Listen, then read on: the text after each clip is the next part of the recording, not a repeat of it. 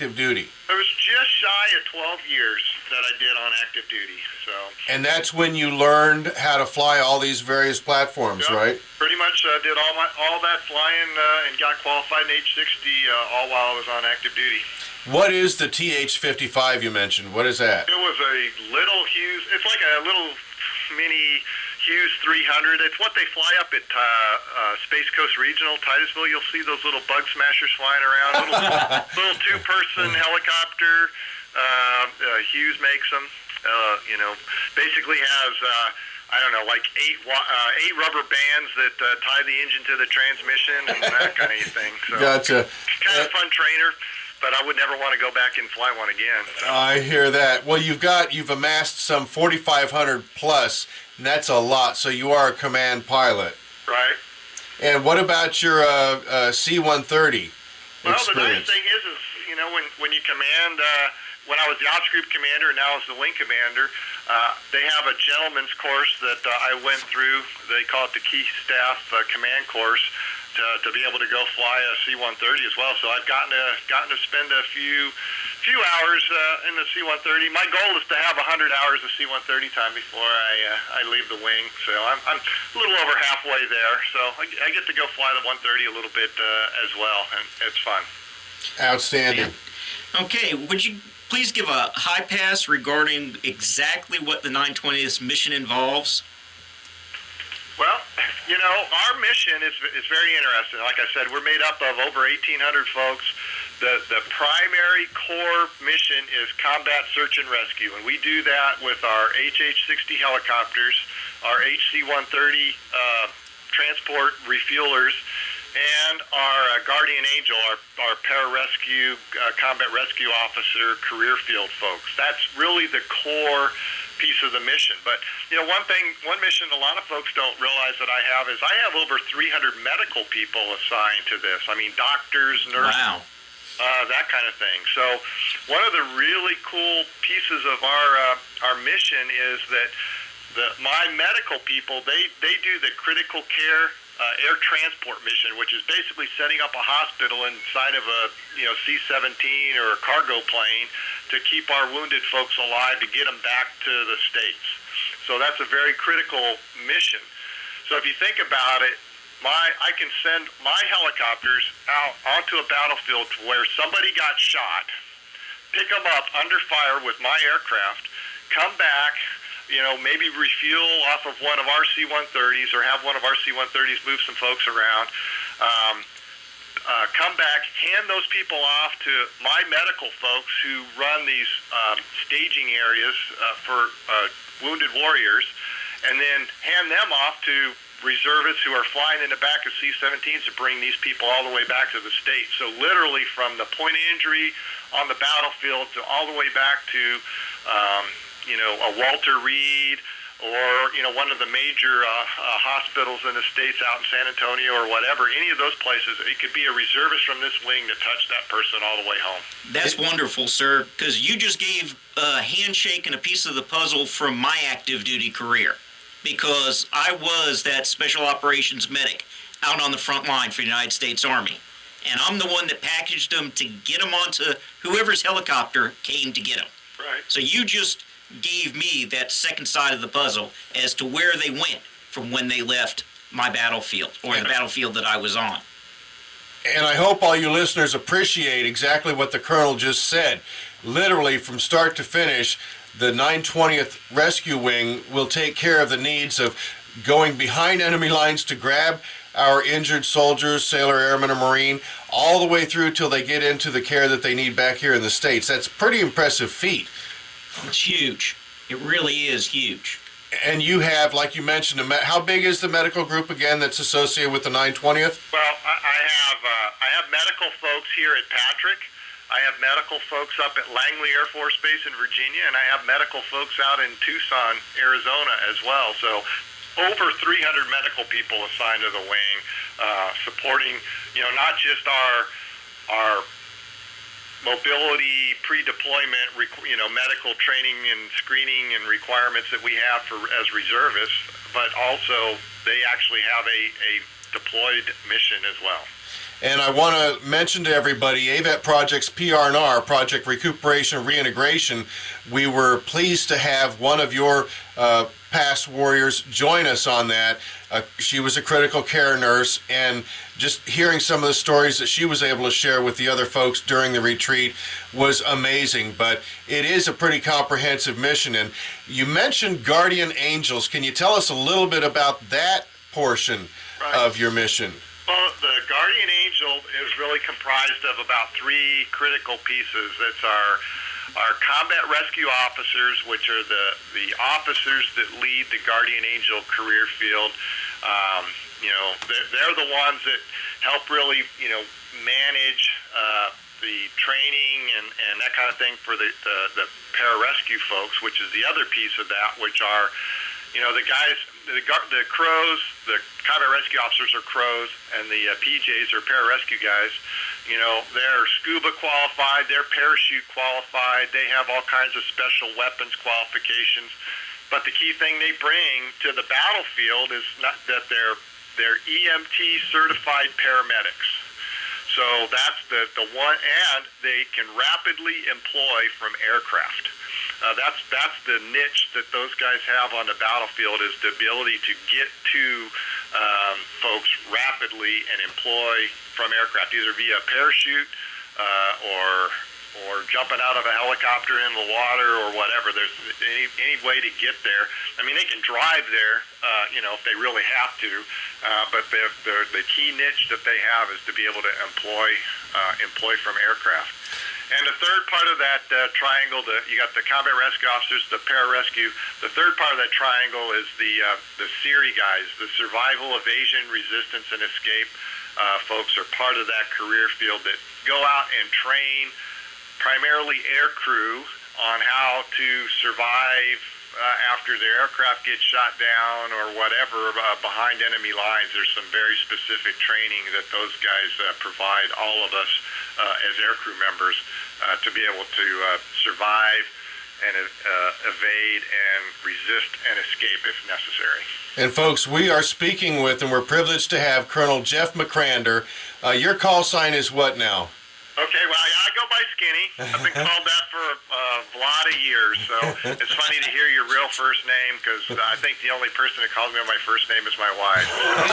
But, most folks know me through the military as Skinny Macrander. Okay, well, we have Commander Colonel Jeff Macrander, Skinny, on American Warrior Radio with us today, and we're really appreciating this because, again, all you folks out there that never get to hear some of the details, the inner workings of our military and how the job really gets done, that's why I ask you to call all your friends, neighbors, co-workers to listen up, because you're just not going to hear it other than here on American Warrior Radio. Sir, I know your love of helicopters runs deep. How often do you yourself get out there to fly? As often as they'll let me. I recognize that, as I became a group commander, your responsibility is not necessarily to be the line pilot anymore. It's really hard to stop doing that. But I still try to fly about once a week when I'm here. I'm still fully qualified an instructor pilot. So, I can take the guys out that are not current for certain mission events and that kind of thing. So I still do that, and I still love doing it.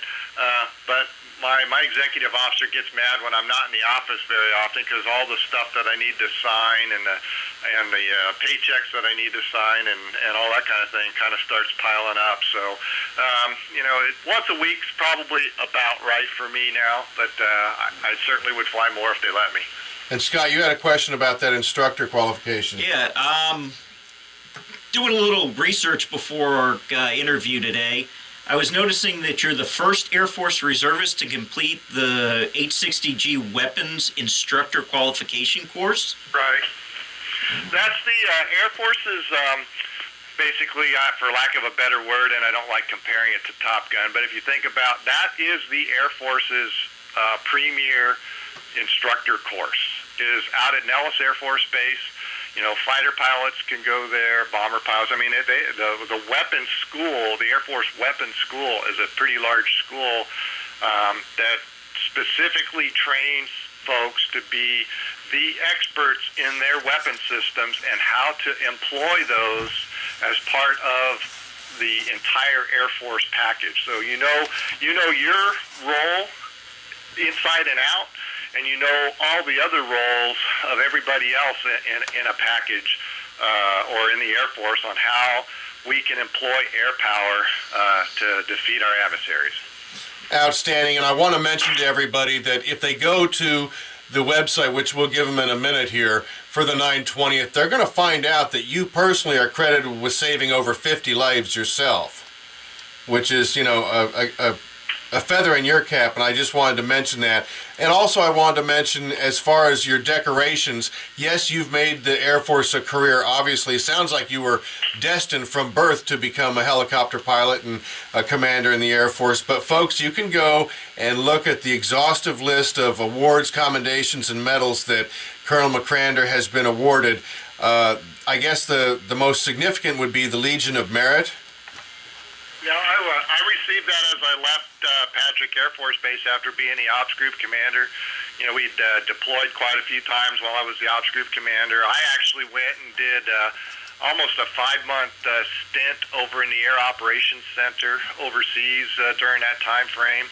Plus we also have that subsidiary mission of supporting the rocket launches here at Patrick Air Force Base. Anytime a rocket goes out, we send people out to make sure that the hazard zone out there where these rockets go off, there's no boats or anything out there in case that rocket goes kaplawi. And knock on wood, we haven't had any rockets go kaplawi in a long time, but it has happened, and we don't want anybody to get hurt out there as well. So we support that. Plus, we also have a humanitarian mission. We did a lot of hurricane rescues and that kind of thing. And once again, knock on wood, we haven't had any hurricanes for quite a while here in the Florida area where thank God we've had to do anything. But, so those folks that remember 2005, it was a little busy year for us. So, there was quite a few hurricanes that rolled through here, in that time frame. For sure. Well, one of the reasons we love having you on anytime, and Colonel Ament, your vice commander's been on, your public affairs folks, and even one of your PJs, Nick Gibson's been on, the young man that climbed Mount Everest. But with the release of the movie Lone Survivor just yesterday, what's the significance that the 920th Rescuing played in that? Because if it wasn't for you, and you played an integral part of that. Can you go into detail, a little bit of detail, because we're running short on time, but I got to let folks know about this. Well, it's interesting. I mean, the book Lone Survivor, we're kind of almost, the rescue mission's kind of a footnote on that whole thing. I mean, a lot of it, and I enjoyed reading the book, and I'm looking forward to seeing the movie. I haven't actually seen it yet with working this weekend, but we're really kind of a footnote in the Lone Survivor book, and ultimately the reason the book got written is that we went in and rescued Marcus Luttrell, after his team came under fire there in Afghanistan. We also did the recovery operations for all 3 of his comrades that didn't make it. We went out, and actually his team leader, Lieutenant Michael Murphy, he got the Medal of Honor for what they were doing out there. And, I was the guy that went out and recovered him and brought him back for his family to have closure. So, it's a phenomenal feat in that the predecessors to you putting the mission together were not successful and tragically were shot down, and we lost all those folks. So the key point I wanted the audience to take away is that without you and the 920th Rescuing and everybody that supports and plays a part, there would be no Lone Survivor. We wouldn't even be talking about this subject or movie. Well, yes, and maybe no. I would like to think that the combat rescue, the Air Force rescue community, we're deployed any place that we've got folks in harm's way, particularly Air Force, but we go into harm's way for anybody. And I would like to think that we've trained this special force of only 100 helicopters and 50 C-130s in the entire Air Force to do this specific mission. That any unit that is on the perch, on alert, that's ready to go, could have gone and done what we did.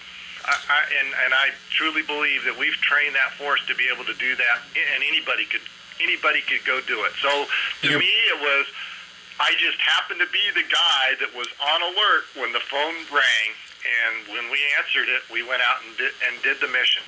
And it's kind of interesting because our replacements had actually arrived that day that mission dropped on us. And so we flew off with the aircraft, and all our replacements were left standing there on the ramp waving at us as we flew away. And had it been one day later, had that phone call come in one day later, it wouldn't have been me. It would have been somebody else from the 920th going out and doing the exact same thing.